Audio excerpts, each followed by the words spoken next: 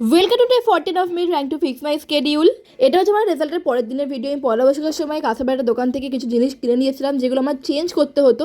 ভাগ্যিস আমার ওই দোকানের আন্টিটার ফোন নাম্বার ছিল, তো আন্টিটা বলেছিল যে এখন সেই প্রোডাক্টটা আর নেই, তো পরে যখন নিয়ে আসবে তখন গিয়ে চেঞ্জ করি। এখন আন্টিটা বলে যে প্রোডাক্ট চলেছে, তখন আমার মা বলে যে রেজাল্ট আগে আসবে তারপরে প্রোডাক্ট চেঞ্জ হবে। তোমরা রেজাল্টের পরের দিন ওখানে যাই, জিনিসটা চেঞ্জ করি, সেগুলোর ভিডিও নেওয়া হয়নি। তারপর আমরা গেছিলাম বিশালে, আমাদের কিছু জিনিস কেনার ছিল ওই জন্য। বিশালে এত সুন্দর কালেকশন, ওয়াও গুলো। এইটা দেখ, এটা দেখ, এইটা এইটা তারপর দেখি বুনু, দেখা ওটা, এই যে এটা সঙ্গে শর্টস আছে এটার সাথে। আর এখন আমি আমার মাকে বলছি যে মা আগে এসছে বিশালে, আমরা আগে আসিনি, মা কেন পয়লা বৈশাখে আনলো না? কত সুন্দর কালেকশন, কি সুন্দর। আমার মা এখানে নিয়ে আসলো না পয়লা বৈশাখে, এখান থেকে কত কিছু কিনা যেত। আর ভাই শুধু জামা কাপড় না, এখানে ক্রকরি সেট, কফি মগ থেকে শুরু করে বিভিন্ন জিনিস, আর সবগুলো এত অ্যাস্থেটিক, কিউট, এত ভালো ভালো।